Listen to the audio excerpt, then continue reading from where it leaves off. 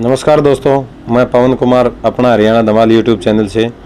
दोस्तों, आज हमारे साथ हैं भाजपा के महम हल्के से वरिष्ठ नेता श्री अजीत लाहौत जी। नमस्कार जी। वैसे नमस्ते। नमस्कार जी। सर्वप्रथम तो दीपावली के उपलक्ष्य में आपको हार्दिक शुभकामनाएं। आप सबको भी और प्रदेश की जनता को भी और महम की जनता को भी बहुत बहुत बधाई हो। मैं आपको बताना चाहूँगा कि आदरणीय अजीत लाहौत जी जो अपना वेट लिफ्टिंग का जो क्लब चलाते थे वो आज भी शायद चल रहा होगा। हाँ। तो क्या क्या उपलब्धियां हासिल करी जो आपने वेट लिफ्टिंग का जो क्लब चलाया? महम में 1990 में अजीत स्पोर्ट्स क्लब की स्थापना हुई और जब स्थापना हुई उस वक्त उस जमाने में कोई वेट लिफ्टिंग को अपना महम हल्के में कोई जानता नहीं था। तो पत्थरों से शुरुआत हुई। मैंने और मेरे एक साथी ने मतलब तौल के पत्थर बनाए और शुरुआत में जो वेट लिफ्टिंग की शुरुआत हुई पत्थरों से हुई। उन पत्थरों में हमने लगभग 100 kg की जरक, कलिंग जरक बोलते हैं इक्विपमेंट को, और 80 की स्नैच। मेरे साथी थे धर्मवीर जांगड़ा जी और जगदीश जी और प्रेम सिंह गोयत जी। तो शुरू में 90 लगभग 91 के आसपास यूनिवर्सिटी के हमारे तीन गोल्ड और एक सिल्वर आया। उसके बाद फिर हमने 92 में स्टेट करनाल हुआ, वहाँ हमारे 4 मेडल आए, जिसमें से 2 गोल्ड और 1 सिल्वर और 1 ब्रॉन्ज मेडल था। तो उसके बाद 93 में फिर पीक पे चले गई थी महम की वेट लिफ्टिंग। वहाँ से चैंपियनशिप आनी शुरू हुई और आज तक मैं समझता हूँ हरियाणा प्रदेश में महम की वेट लिफ्टिंग, और मुझे गर्व है इस बात पर भाई, पूरे हरियाणा प्रदेश में नंबर 1 है 1992 से लेकर आज तक। और लगभग 600 के आसपास राष्ट्रीय स्तर के जो मेडल आ चुके हैं। और जहाँ तक मुझे नॉलेज है 600-700 on sports base weight lifting के आधार पर बच्चे हमारे खिलाड़ी नौकरी पा चुके हैं। तो बहुत बड़ी बात है इस तरह का एक क्लब को चलाना, और खुद भी आप वेट लिफ्टर रहे हैं। हाँ, मैंने भी वेट लिफ्टिंग की, मैंने शुरुआत की। और उस वक्त राष्ट्रीय मेरा 94 में ऑल इंडिया इंटर यूनिवर्सिटी में मेरा सिल्वर मेडल आया था, और शायद हरियाणा प्रदेश का पहला राष्ट्रीय स्तर का मेडल था। और उसके बाद शुरुआत होने के बाद अभी जैसे कई नए साथी आए, वीरेंद्र यादव हैं, अपने डिप्टी कमांडेंट हैं सीआरपी में, वो मेरे स्टूडेंट हैं। विजय रोहिला हैं जो अपने इंडियन नेवी के चीफ कोच हैं, वो भी मेरे स्टूडेंट हैं। और आज भी 3-4 क्लब महम के अंदर वेट लिफ्टिंग के चले हुए हैं। स्टेडियम में अपना लीला ग्रिड जी हैं, और कॉम्प्लेक्स में सुनील यादव जी हैं, और अपना हाई स्कूल में सुनील अपने सन्नी ग्रेवाल। ये 3 क्लब अभी चल रहे हैं। बाकी जो जिम है वो उन स्टूडेंटों के ही हैं। और मुझे गर्व, और हर पूरे हरियाणा प्रदेश में इस बात की हमेशा चर्चा रहती है कि महम की वेट लिफ्टिंग हमेशा से नंबर 1 रही है, और आगे भी हम उसमें बदलाव करेंगे, इसको और ऊंचाइयों पर हम ले जाना चाहते हैं। तो अजीत लाहौत जी, जैसे आप वेट लिफ्टिंग के खिलाड़ी रहे, वेट लिफ्टिंग के खिलाड़ी के साथ साथ आपने राजनीतिक कदम रखे राजनीति में। तो आपने राजनीतिक शुरुआत कहाँ से करी और इस राजनीति करने की प्रेरणा कहाँ से मिली? देखिए, ये मेरे पास 95 के आसपास मेरे पास 2000 स्टूडेंट थे। महम में कोई घर नहीं बचा, कोई मोहल्ला नहीं बचा, कोई गली नहीं बची। उस वक्त जो उस जमाने में जो जवान हमारे साथी थे वो मेरे पास ना आए हो। हर घर से मेरे पास मेरा स्टूडेंट रहा है। तो उस वक्त भी मैंने, लेकिन अचानक जब 2000 के आसपास कुछ ऐसा हुआ कि अपने संघ से हमारे माननीय देवेंद्र जी हैं, और उन्होंने कहा कि भाई साहब राजनीति मत कीजिए, लेकिन आप संघ के अपना राष्ट्रीय विचारधारा का संगठन है उसमें आप एंट्री कीजिए। तो उन कार्यक्रमों में मुझे प्रवेश दिया गया। को धीरे धीरे फिर उनका जो कार्य प्रणाली थी RSS की वो मुझे समझ में आने लगी। तो उसके बाद फिर 2000 जैसे 4 साल संघ में शुरू में जैसे एज ए कार्यकर्ता काम किया, और काम करने के बाद मुझे ऐसा महसूस हुआ कि नहीं अब समय आ गया कि मुझे इसमें एंट्री कर जानी चाहिए।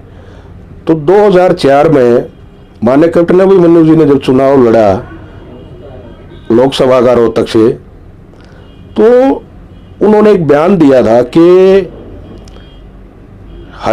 हिंदुस्तान में केवल क्रिकेटर नहीं और भी खिलाड़ी हैं। केवल इसी बयान के ऊपर मुझे लगा कि नहीं, ये आदमी, ये व्यक्ति वास्तव में एक जेन्युइन जो उनकी सोच है उसको लेकर के सभी खिलाड़ियों में उनके प्रति एक सॉफ्ट कॉर्नर रहा। और जब 2004 में चुनाव लड़ा तो माननीय कैप्टन अभिमन्यु जी ने सीधा मुझसे कहा था कि अजीत जी एक बार मैं आपसे मिलना चाहता हूँ। तो मैं जब वो टिकट लेकर के आए उनसे मिलने टीकरी बॉर्डर जो वहाँ उनको मतलब कार्यक्रम था वहाँ गया, तो वहाँ हमारी बातचीत हुई। उसके बाद फिर राजनीति में बस कार्यक्रम होते रहे, चलते रहे, एक सफ़र, लंबा सफ़र रहा। तो जो मिलता गया स्वीकार करता गया और अपने लगातार आज यहाँ हूँ मैं इस पोजीशन पे। तो जो टिकट आपको मिली, आप प्रत्याशी किस सन में रहे? 2009 में माननीय मेरे पिता तुल्य रामचंद्र जांगड़ा जी, उन्होंने मुझे चुनाव लड़वाया। उन्होंने पार्टी में सिफारिश की कि भी बढ़िया अपना एक श्रेष्ठ कार्यकर्ता है, संघ में भी काम किया है, संगठन को जानता है, आप इसको चुनाव लड़वाइए। तो उनकी सिफारिश पर मुझे पार्टी ने वो चुनाव लड़वाया। और मुझे इस बात का, जैसे वोट जो रहा जितनी आई नहीं आई वो तो एक अलग विषय है, लेकिन मुझे इस बात पर गर्व और फख्र भी रहा कि वो चुनाव मैंने, बड़ी बुरी परिस्थिति थी लेकिन मेरे साथियों की वजह से बिल्कुल एक क्लीन, नीट एंड क्लीन वो चुनाव मैंने लड़ा। और पार्टी ने भी इसके लिए मुझे, माने आज अपने मुख्यमंत्री जी इन्होंने मुझे बधाई दी थी कि अजीत जी आपने बहुत नीट एंड क्लीन चुनाव लड़ा, इसके लिए आपको बहुत बहुत बधाई। जैसे पार्टी में आप लंबा समय हो गया है, 7 साल से ऊपर लगभग सरकार को बने हुए हो गए हैं, तो आप क्या उम्मीद करते हैं कि सरकार अपनी तरफ से भी आपको कोई इनाम स्वरूप या जैसे हौसला अफजाई के लिए, जैसे कार्यकर्ता या एक भाजपा नेता की हैसियत से जो आप हैं, आपको कोई पद देना चाहिए? देखिए, भारतीय जनता पार्टी एक राष्ट्रीय स्तर की पार्टी है और मुझे विश्वास है कि इसमें एक कार्यकर्ता, जैसे माननीय मुख्यमंत्री जी भी कभी कार्यकर्ता थे, माननीय प्रधानमंत्री जी भी कभी कार्यकर्ता थे, और हमारे सरदेव रामचंद्र जांगड़ा जी भी कभी कार्यकर्ता अपने बड़े उच्च पदों पर पहुंचे हैं। तो यहाँ समय लग सकता है, कुछ समय के लिए निराशा भी हो सकती है, लेकिन जो मेहनत कार्यकर्ता करता है, सच्ची नीयत से करता है, उसको एक न एक दिन सफलता वैसे मिलती है।